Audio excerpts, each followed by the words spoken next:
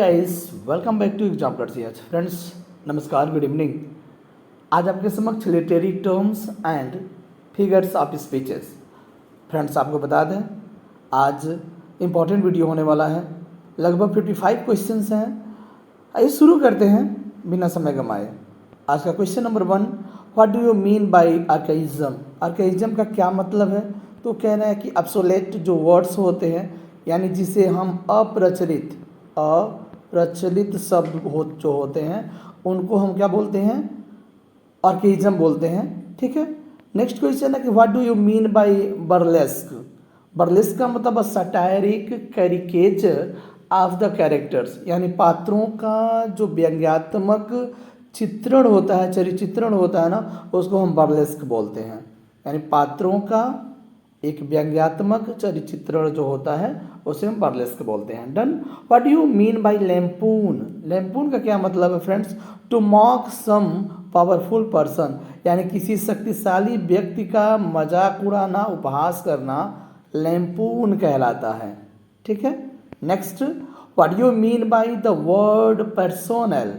Personnel का मतलब होता है गवर्नमेंट एम्प्लॉय, अर्थात जो कार्मिक लोग होते हैं, सरकार के लिए जो कार्य करने वाले लोग होते हैं, गवर्नमेंट एम्प्लॉय, उसे हम पर्सनल भी बोल सकते हैं या बोला जा सकता है।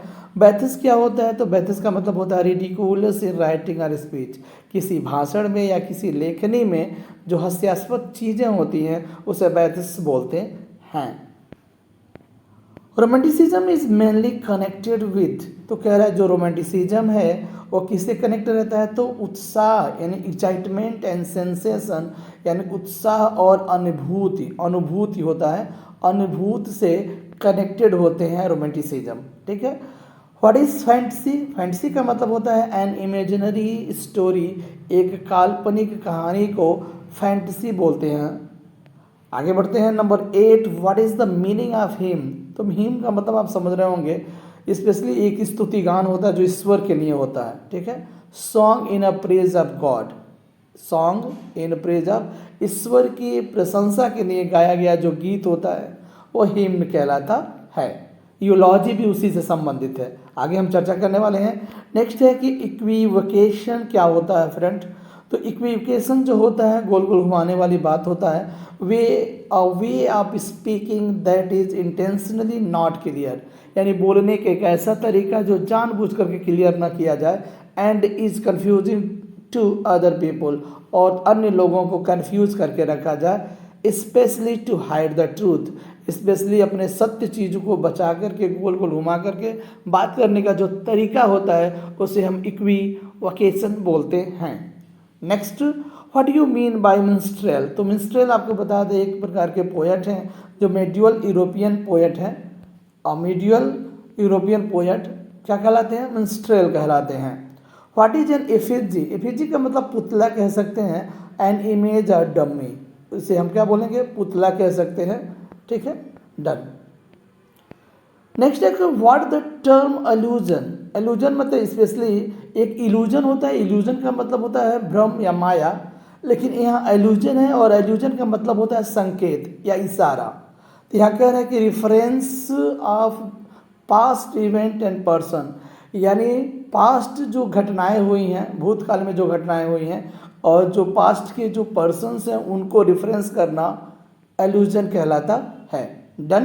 What do you mean bye parody. Parody का मतलब आपको बता दें नकल होता है, इमिटेशन ऑफ अ पोएम या राइटिंग, किसी राइटिंग का, किसी पोएम का। जैसे पमीला का जो सेफेंड्रूस आप देखे होंगे, हेनरी फील्डिंग का, और एक जो जोसेफ एंड्रूज का पैरोडी कहा जाता है पमीला को, तो इसको भी ध्यान में रखिएगा। तो उसी तरह का एक किसी भी वर्क का, किसी भी पोएम का इमिटेशन जो होता है ना, वो पैरोडी कहलाता है। What do you mean bye a satire. Satire का मतलब होता है कि रिडिकुलस राइटिंग अगेंस्ट वाइसेस और फॉलिस।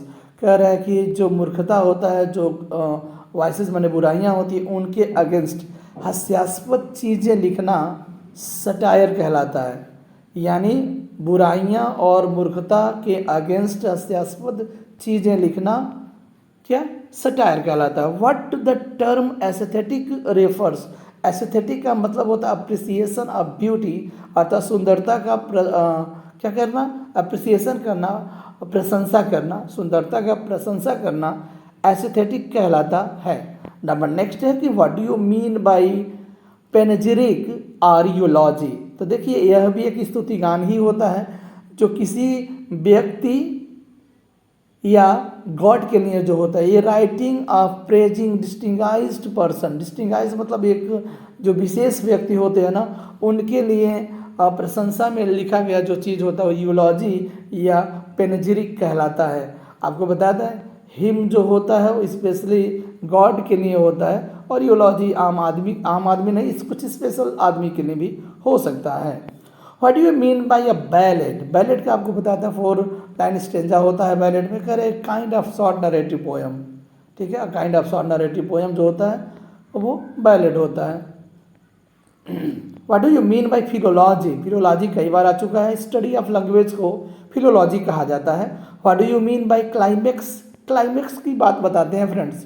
कह रहा है कि the moment of highest interest in play, ये जो पोर्शन होता है ना ऐसे करके ऐसे और ऐसे, तो कह रहा है कि एक प्ले में जो हाईएस्ट इंटरेस्ट होता है यहाँ पर उसे ही हम क्लाइमेक्स बोलते हैं। क्या बोलते हैं, क्लाइमेक्स बोलते हैं। और कैटास्ट्रॉफ जो होता है, जो डाउनफॉल होता है ट्रेजेडी का, तो वो कैटास्ट्रॉफ होता है, डिनाउमेंट होता है, जो कॉमेडी का फॉल होता है वो डिनाउमेंट कहलाता है। ठीक है, आई होप आपको समझ में आ गया क्लाइमैक्स। चलिए आगे बढ़ते हैं। नंबर नेक्स्ट क्वेश्चन की what do you mean by diction. करें choice of the words for writing, लेखनी के माध्यम से जिन शब्दों का चूज किया जाता है लेखनी के लिए, मतलब लिखने के लिए कह सकते हैं, तो कह रहा है कि उन शब्दों को हम क्या बोलेंगे, डिक्शन कहते हैं। Next, what do you mean bye fable. Fable का मतलब होता है नैतिक कहानियाँ, यानी जिसमें स्पेशली जानवरों का यूज करके, कह रहे कि short story of animals for moral lesson, नैतिक पाठों के लिए जानवरों की एक कहानी। स्पेशली ध्यान रखिएगा, नैतिकता या नैतिक शिक्षा उससे मिलता है लेकिन जानवरों का उसमें यूज़ किया जाता है। जैसे पैरेबल होता है ना, मॉरल स्टोरीज होता है सिर्फ, लेकिन उसमें जानवरों का यूज नहीं होता है। What is the term fiction. Fiction का मतलब होता है एन इमेजिनेटिव राइटिंग, यानी जो काल्पनिक लेखनी होता है, लेखन होता है, वो फिक्शन कहलाता है, जैसे नॉवेल वगैरह होता है। What is the miracle place. Miracle place का मतलब होता है सुपर नेचुरल रिलीजियस ड्रामा, यानी एक अलौकिक धार्मिक ड्रामा को मिराकल प्ले कह सकते हैं। नेक्स्ट है कि what is a myth. Myth का मतलब होता है फिक्सियस और इमेजिनेटिव स्टोरी। फिक्सियस मतलब एक काल्पनिक, ठीक है, कहानी को ही हम मीथ बोलते हैं, और मीथ का मतलब कह सकते हैं पौराणिक जो कथाएं होती हैं वो उसे मीथ कहते हैं। What do you mean by pathos या कथारसिस। कह रहे हैं कि पात्रों के बीच अराउज अ पीटी या फियर, वो कथारसिस कहलाता है। यानी जो कैरेक्टर्स होते हैं, कैरेक्टर्स नहीं, जो ऑडियंस होती है, ऑडियंस के अंदर अगर पीटी और फियर अराउज करने का जो काम होता है वो कैथारसिस कहलाता है। What do you mean by synecdoche. Synecdoche का मतलब figure of speech stand for whole thing. जैसे मैंने पहले भी बता दिया है कि कोई भी अगर चीज़ है, जैसे मैं बोलूँ कि आई बॉट व्हील्स, इसका मतलब I bought A car. Wheels का मतलब यहाँ कार से संबंधित है, तो सिनेक्डोके फिगर ऑफ स्पीच हो जाएगा। पढ़ते हैं नेक्स्ट क्वेश्चन की ओर। ड्रामेटिक मोनोलॉग स्टैंड्स फॉर, कह रहा है कि single speaker speak but audience remain silent. कह रहा है कि इसमें एक सिंगल जो स्पीकर होता है वो बोलता है, बाकी ऑडियंस साइलेंट रहती है। ड्रामेटिक मोनोलॉग आपको बताते हैं एक पोयम होता है, ठीक है। ड्रामेटिक मतलब ड्रामा से संबंधित नहीं है, जबकि असाइड और सोलिलोकी जो है ड्रामा से संबंधित होते हैं। नंबर नेक्स्ट है कि what do you mean bye phonetics. Phonetics का मतलब होता है स्टडी ऑफ स्पीच साउंड्स।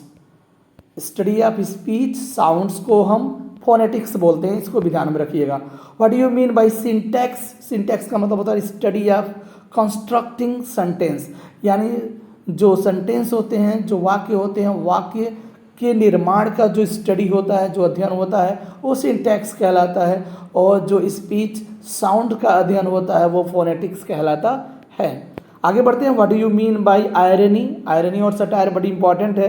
कह रहे हैं कि difference between reality and appearance, अर्थात कह रहा है कि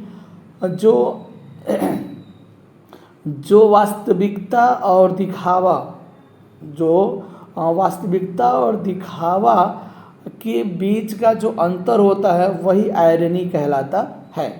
what the term mock epic, तो अलिटरेरी वर्क होता है मॉक एपिक, कॉमिकली होता है, imitates the style of epic, जो क्या एपिक के स्टाइल को नकल करता है, लेकिन एक लिटरेरी वर्क होता है जो कॉमिकली होता है, थोड़ा सा हंसी मजाक वाला होता है, मॉक एपिक कहलाता है।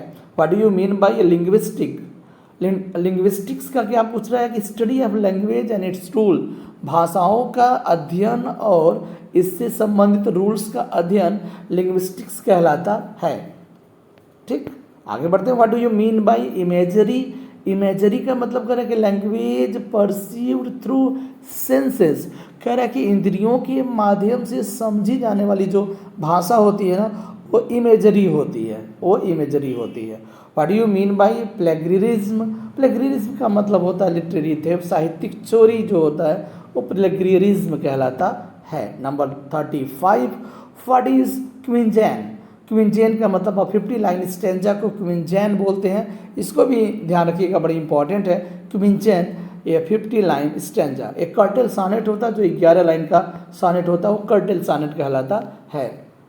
What do you mean by deus ex machina, deus ex machina का मतलब होता है friends processing of solving problem abruptly, यानी बिना रुके, ठीक है, समस्याओं का सॉल्विंग करने का जो प्रक्रिया है ना वो डियक्स एक्स मशीना कहलाता है, process of solving problem abruptly. What do you mean by heroic couplet, heroic couplet का मतलब होता है कि a pair of rhyming iambic pentameter, कह रहा है कि एक जो राइमिंग पेंटामीटर होता है ना उसका एक जोड़ा हीरोइक कपलेट कहलाता है। कंपेट्रियट का क्या मतलब है, तो पैट्रियट में देशभक्त होता है, लेकिन कंपेट्रियट का मतलब होता है फेलो कंट्रीमैन, फेलो कंट्रीमैन। अगर आप विदेश गए हों और वहाँ पर अगर इंडिया का कोई व्यक्ति है, ठीक है, तो वो आपका कंपेट्रियट कहलाएगा। आगे बढ़ते हैं। What do you mean by tragic comedy, tragic comedy क्या होता है, blending of tragic and comic elements, कह रहा है कि जो दुखांत और सुखांत एलिमेंट्स को मिश्रण होता है वो ट्रेजिक कॉमेडी कहलाता है। इसे हम रोमांस भी आजकल बोल रहे हैं, रोमांस भी कहते हैं। What is epistolary novel, epistolary novel क्या होता है इसके बारे में चर्चा कर लेते हैं कि a novel of correspondence among the characters, एक ऐसा उपन्यास जो पात्रों के बीच पत्राचार का माध्यम हो। स्पेशली आपको बता दें इसमें जो एपिस्टोलरी नावल जो लेटर्स जो होते हैं ना, लेटर्स होते हैं उनको बोलते हैं। आपको बता दें कि पत्र जो चार होता है पात्रों के बीच उसका जो उपन्यास होता है वो एपिस्टोलरी नावल होता है। What the term humour, humour का क्या मतलब है, एनीथिंग कॉजेस लाफ्टर, यानी कोई भी ऐसा चीज़ जो ठहाका लोग लगाएं वो ह्यूमर कहलाता है। व्हाट इज पैराडॉक्स, पैराडॉक्स बड़ा इंपॉर्टेंट है, विरोधाभास होता है। और सेल्फ कॉन्ट्राडिक्टरी स्टेटमेंट, यानी स्वयं विरोधाभासी कथन जो होता है वो पैराडॉक्स होता है, वो अपने आप में भी वो सेंटेंस में अपने आप में भी क्या होता है, कॉन्ट्राडिक्टरी होता है। कॉन्ट्राडिक्टरी ध्यान रखिएगा, अगर बात करते हैं कि टू अपोजिट क्वालिटीज़ तो वहाँ पैराडॉक्स भी होता है, अगर देखा जाए तो अजीमरान भी होता है और एंटीथेसिस भी होता है। तो पैराडॉक्स क्या हो रहा है, सेल्फ कॉन्ट्राडिक्टरी होता है। आगे बढ़ते हैं नेक्स्ट क्वेश्चन की, hold your tongue and let me love is said by John Donne, love sonnet आप सुने होंगे, लव सोनेट शायद, कह रहा है एक लाइन है होल्ड योर टंग, यानी मुंह बंद रखो, लेट मी लव मुझे प्यार करने दो। ये लाइन जो है जॉन डन के द्वारा बोला गया है। अब आई डोंट नो किस इनके वर्क में बोला गया है, लेकिन ध्यान रखिएगा hold your tongue and let me love said by John Donne. आगे बढ़ते हैं क्वेश्चन नंबर 44 की ओर, whose real name was Mary Ann Evans, तो जॉर्ज इलियट को बोला जाता है Mary Ann Evans. O Henry बताइएगा, बताइए ओ हेनरी, और वैसे ही जॉर्ज ऑरवेल, एरिक ब्लेयर, बताइएगा ओ हेनरी का ओरिजिनल नाम क्या है। I wandered lonely as cloud, तो एज आया है तो श्योर है कि हमारा फिगर ऑफ स्पीच सिमली हो जाएगा, सिमली डन। ये विलियम वर्ड्सवर्थ के द्वारा लिखा गया लाइन है। The study of poetry is written by Matthew Arnold, the study of poetry जो लिखा गया मैथ्यू अर्नोल्ड के द्वारा लिखा गया है। What do you mean bye classicism, classicism का क्या मतलब है, कह रहे हैं कि reverence for Greek and Roman Grecian work. कह रहा है कि ऐसा कोई वर्क जो रोमन और ग्रीक जो ग्रेसियन जो वर्क है उसके लिए जो रिवरेंस है, सम्मान है, वो क्लासिसिज्म कहलाता है। What is an epigram? Epigram का मतलब इस तरह का चुटकुला कह सकते हैं। कह रहा है कि अ टर्स एंड विट्टी स्टेटमेंट, यानी एक संक्षिप्त और मजाकिया जो बयान होता है, जो कथन होता है, that is called epigram. Asian drama किसने लिखा है फ्रेंड्स? एशियन ड्रामा लिखा है गुन्नार मीडल ने। इसको भी ध्यान रखिएगा, गुन्नार मीडल ने एशियन ड्रामा लिखा है। What is the name of Shakespeare son? Shakespeare के बेटे का क्या नाम था? तो आपको बताता हूँ, वो था हैमनेट। क्या था? हैमनेट। सुसाना और जूडिथ उनकी बेटियां थी। आगे बढ़ते हैं नेक्स्ट क्वेश्चन की ओर। What religion had the most political and social power in Shakespeare time? तो कह रहा है कि शेक्सपियर के समय में कौन सा धर्म जो था बहुत ही पॉलिटिकल और सोशल पावर में था? वह है प्रोटेस्टेंटिज्म, यानी जो प्रोटेस्ट करने वाले लोग होते हैं उनकी चर्चा कर रहा है। What was the name of the theatre group that Shakespeare work with for most of his career? तो लंबे समय तक अपने करियर में उन्होंने काम किया है, तो वो था द लॉर्ड चैम्बरलेन्स मैन, एक थिएटर कंपनी थी। नेक्स्ट है कि which group at the bottom of England's social hierarchy during the Shakespeare early years?